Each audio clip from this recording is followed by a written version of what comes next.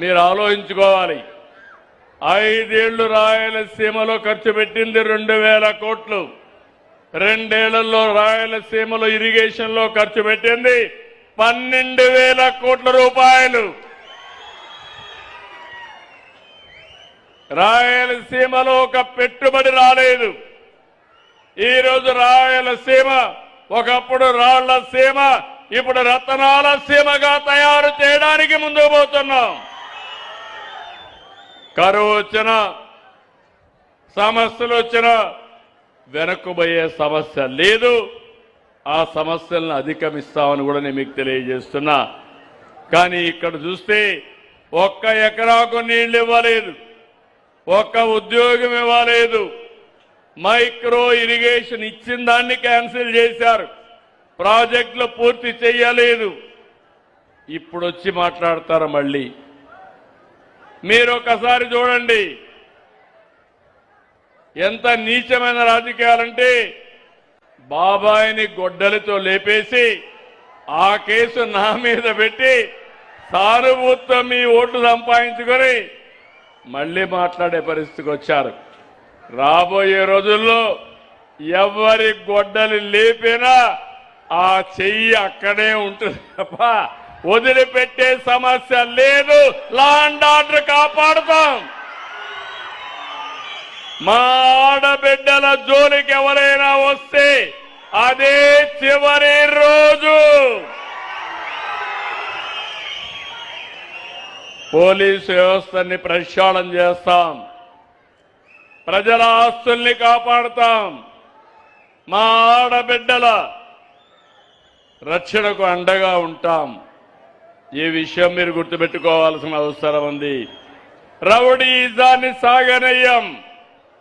మీరు ఒకసారి చూడండి, రాయలసీమలో ఒకప్పుడు ఫ్యాక్షన్స్ అన్ని ఉండేటివి, ముఠా కక్షలు. నిర్మోహమాటంగా చెప్పాం, చెప్పడంగా చేసి చూపించాం.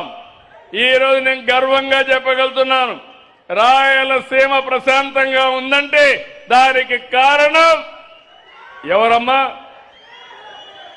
ఎవరు తమ్ముళ్ళు? ప్రాణాలతో చెలగాటమాడేవాళ్ళు. బలవంతుడిదే రాజ్యం.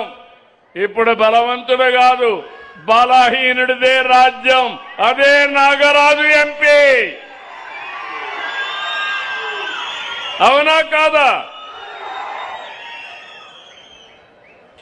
అది ఎప్పుడు జరుగుతుందంటే మీలో కూడా చైతన్యం రావాలి. నేను ఒకటే చెప్తున్నాను, నాకు రాగద్వేషాలు లేవు. దగ్గర 48 సంవత్సరాలు నన్ను ఆదరించారు మీరు, ఎవరికీ జరగల. అలాంటి చరిత్ర మీరు సృష్టించారు. నేను మీకు రుణపడున్నా, ప్రజలకు రుణపడున్నా, తెలుగు జాతికి రుణపడున్నా. మీ రుణాన్ని తప్పకుండా తీర్చుకుంటారని మరొకసారి హామీ ఇస్తున్నా. ఈరోజు నేను గాని, మా మిత్రుడు పవన్ కళ్యాణ్ గారు గాని, మన ప్రియతమ ప్రధానమంత్రి నరేంద్ర మోడీ గారు గాని ఒకే ఆలోచన, దేశం బాగుండాలి, ప్రజలకు మేలు జరగాలి, అందరి జీవన ప్రమాణాలు పెరగాలి. దానికోసమే పనిచేస్తాం. పేదరికం ఎక్కడుంటే అక్కడుంటాం, పేదవాడికి అండగా ఉంటాం.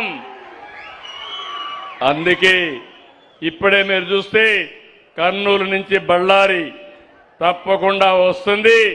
ఇది రావాలి, ఈ ప్రాంతం బాగుపడాలి, నీళ్లు రావాలి, రోడ్లు రావాలి, రైలు వ్యవస్థ రావాలి. మీరు పండించే పంట ప్రపంచంలో ఎక్కడికి కావాలంటే అక్కడికి పంపించే రోజు రావాలని చెప్పి కూడా నేను మీకు కోరుతున్నా. ఇంకో పక్కన మొన్నే మీరు చూస్తే జోలాహర్పూర్